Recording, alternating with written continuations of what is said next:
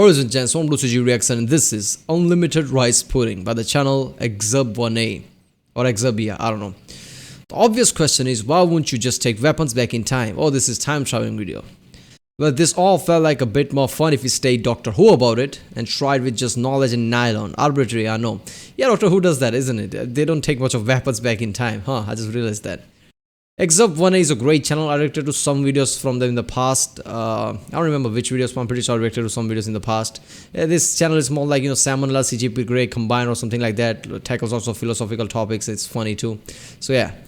Remember people, if you like my reaction, don't forget to like and subscribe. Check out the other reaction I did. There's a link in the description. Check out the cast with the playlist like Salmonella, CGP Grey, Real Life Locust Gazette, all sarcastic production, things like that.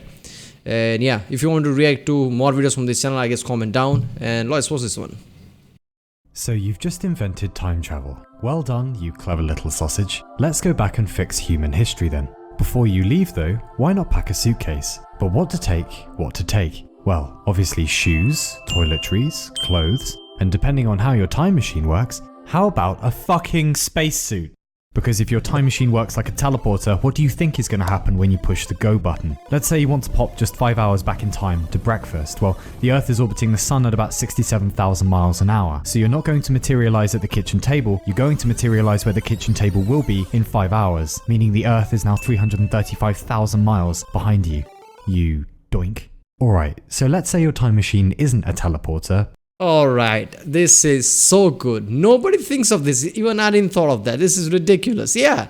I mean, when you time travel, you're trying to get to a certain point in space in time.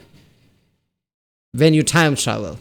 I mean, that's the thing. That's why people say, time is also a dimension. Because of things like this. I mean, you need space and time. Because otherwise, how are you going to get to something? Like, if you teleport right now from the place you are just back in time, you need to adjust, in which point of space you want to go to. Because space and time has to basically combine at that point. So, the Earth is moving, the Sun is moving through the, entire galaxy. So, if you just go from this point in space, just back in time to this point, Earth is not going to be there. This is ridiculous.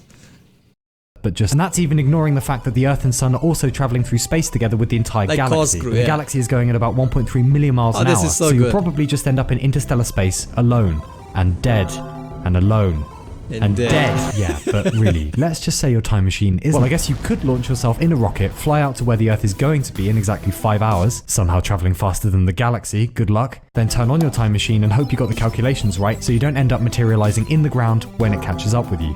But really, okay, let's just say your time machine isn't. Yeah, but even then. Oh god, that is so true. If you even can calculate where Earth is going to be, you have to have a very accurate precision of where you're supposed to land.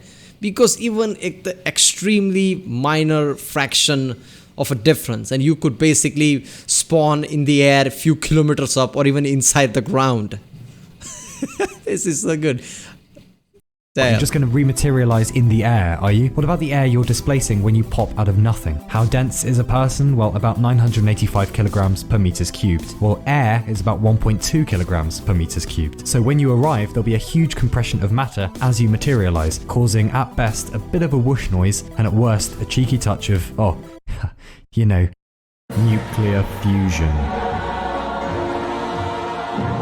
So really, let's assume. Yeah, okay. If you spontaneously arrive like that, that could create a nuclear fusion just because of the compression.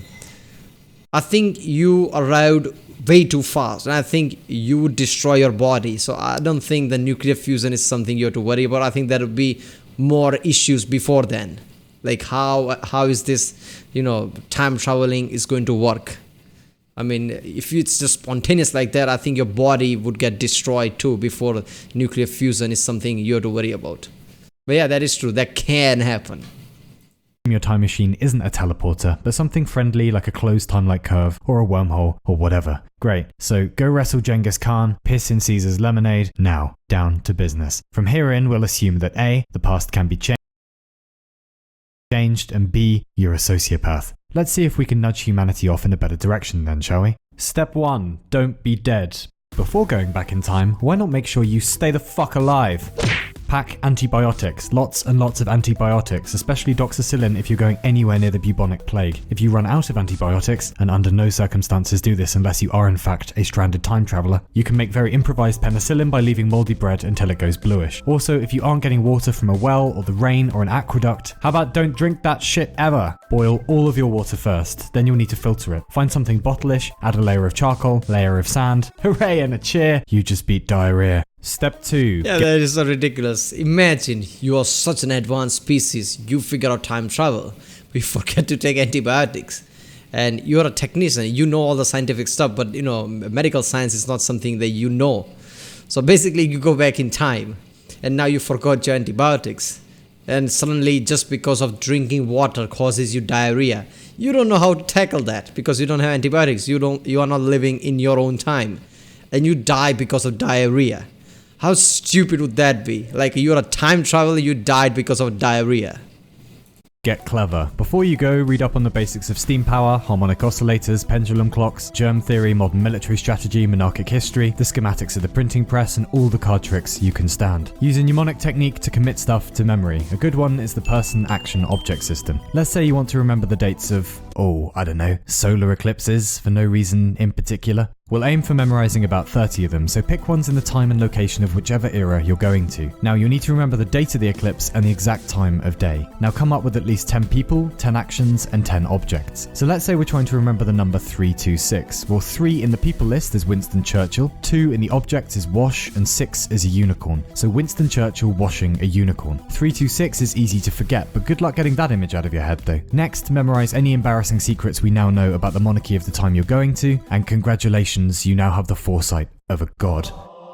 Now pack some gold and silk, a nylon and a laser pen and an air horn and some special chockies because, personally as an English native speaker I would wander back to 14th century England because A, it's before the Enlightenment and people will be way easier to bullshit, and B, further back and there isn't enough metallurgy and they'll be speaking Old English. But it's your time machine, do whatever. Off your fuck then. Upon arriving, if I were you, I would rig your Yeah, it could go either way. Either they could, they could see you as a god, or they could think that you are a witch or something, or sorcerer or whatever, and just burn you at a stake or something. They usually hang people, so yeah. time machine so you can't possibly go back before whenever you've landed. Otherwise, if you screw up, you might be tempted to go back again and interfere with yourself, creating a shitstorm of temporal paradoxes. Anyway, welcome to the past. It smells weird and everyone talks funny. So step 3 then, become a living deity. But first, remember that English is a bit of a work in progress, and even just decades back from our own century and you'll sound suspicious. Stick to the 100 most common words in modern English and you'll hopefully be alright. Still, if you open your mouth in public, you're boned. Locate someone vaguely trustworthy but not too clever, give them some gold, make sure they understand your instructions. From now on, they speak for you. Next, you need to dress up in all that silk and nylon. Nylon won't be invented until 1935 and silk is still rare in Europe at the time. People will love that shit. Now, introduce modern music. The rhythms are so alien that people will immediately flock to it. My milkshake brings all the lads to the courtyard. They're like, it's better than yours, Jehovah. It's better than yours, I could teach you. But I'll check with the priest. Grand. Next, go out in the streets and get your spokesperson to announce the next solar eclipse, which you've memorized. People are going to freak out a bit, so let off your air horn a few times, flash your laser pen about a bit, make a song and dance of it, yeah? When the solar eclipse happens, immediately announce the next one and claim it's you doing it. If people say, hey, you didn't do that, just say, yes I did. Teach your followers basic hygiene. That's what Columbus did. That is so good. I mean, this actually worked. Because Columbus went to an island, basically, and he was running low on supplies. So he asked the native tribesmen there, like, give us your supplies. And they're like, yeah, but we only make the harvest as much as we need. So we don't have any spare. We have to have this food, otherwise we'll starve. And Columbus didn't give a shit about any of that. So he's basically like, okay, either give me your harvest or I'll make the sun disappear. My God will make the sun disappear. My God is more powerful than your God. So they are like, yeah, come on, he's just bullshitting. He knows the eclipse is coming. So he just tell them that this is the time where the sun will disappear. And obviously the eclipse happened. And the sun disappeared and people frightened. They just gave him all the food. And obviously the sun came back again because it's an eclipse. So, Columbus actually did this shit. So this could work. teach them modern battle strategy, teach them the foundations of royal rule and how flimsy it is. People might talk funny in the past, but power still relies on more or less the same foundations as today, namely weapons and money. The monarchy will send an army and they will attempt to make you dead. You can't win against that however clever you are. So instead, incite revolution. Most of the monarchs of the time retain their power by the threat of violence and the promise that God put them there by divine right. Invent Gutenberg's... This is just like that thing, if I had a time machine, I would go back in time and just kill Hitler. That was like the walk up to him and kill him, because that's easy, isn't it? Going through Nazis and his security and everything, just go in front of, Hitler and just basically shoot him in the face and everything's gonna be fine. Really? Incite a revolution? You think it's a joke? First of all, you might be a time traveler, but you are not immortal. Somebody could stick an arrow in your eye and you're dead.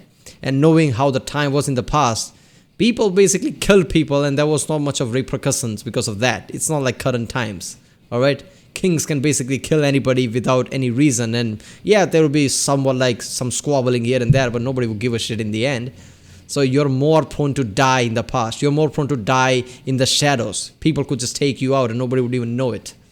So yeah, basically, take lots of Kevlars and helmets and things and have some kind of combat training. Like, join Navy SEALs before trying to go there.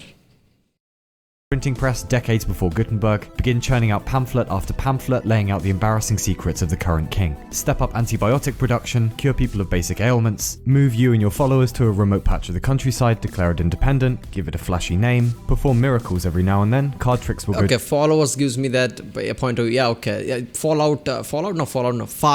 Cry 4? Is it 4? 3, 4, no 5. Far Cry 5. In that, that Joseph, whatever his name was, he was this cult leader where everybody was flocking around him. He was basically like, take me, I don't care, because he knows that, his people are not gonna let anyone take him. So you could create that kind of cult where people basically are willing to die for you. Then maybe you're secure because nobody's going to fuck with you. You have a cult now. Maybe that can happen if you just do some tricks like this, like advanced technology. People are like, ooh, just take smartphone with you. Say that this is the word of God that I have in my hand, and just, I don't know, just show them, I don't know, Jesus Christ or something in your mobile photo or something, and they're like, oh. Go down really well probably, people haven't seen them before in Europe. Have your followers track down the finest engineers of the day. I would recommend Filippo Brunelleschi and Guido di Vigivano. Begin constructing basic steam engines, use them to pump clean water up from the ground for all your mates and followers. Have an elaborate underground temple built for you, disappear inside with your time machine, only let your spokesperson come out and give orders. Leave behind extremely specific instructions about how to begin the Industrial Revolution early and grow your army and maintain your future empire, and design good irrigation. Finally, have a very basic periscope constructed and stick it out the top of your temple. So let's travel a few decades into the future and see how everything is going.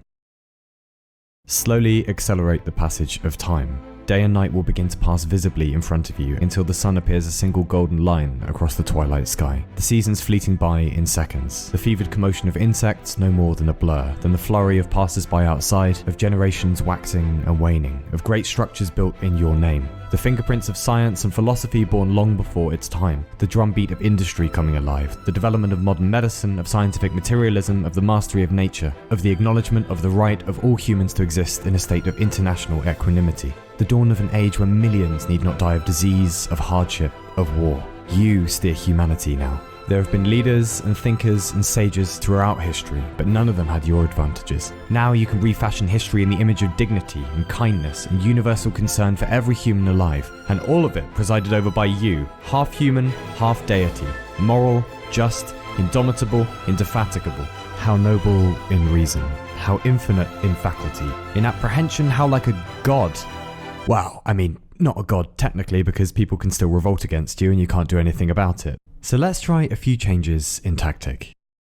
To protect your master plan, direct technology towards absolute surveillance of the population, towards a perfect political science, towards total hegemony. If you want to help humanity, you'll need to live a long time, so order your scientists to research a cure for aging. Drop by to collect the rewards of the new sciences and become immortal. Enhance yourself with electronic augmentation. The problem with humanity? Too much freedom and leisure time. Remove both. Ban books. Ban mass communication. Rule undisputed. Technology in your left hand. Power. And there he just went wrong. If you do all that, you are an oppressor. If you are banning people from what they like, doing from what they like, You are an oppressor. And if history tells us anything, any kind of oppressor does not last long.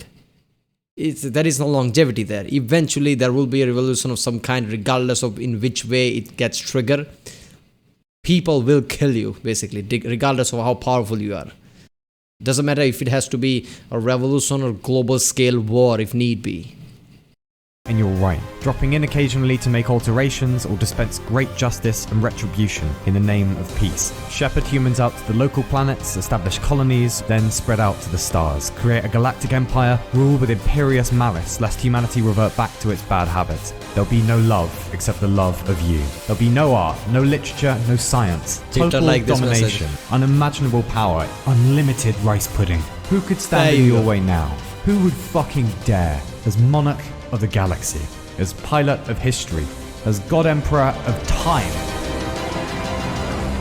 Darling, I'm just putting the kettle on. Do you want something? Oh, for fuck's... What does that say on the door, Mum? 25 metres swimming certificate for... No, the other one. I'm gonna say that. Seriously, I was just about to say that. As soon as the video is finished, I was gonna make that joke. Like, Mom, I'm working here. And he's talking from basement. He actually made that joke.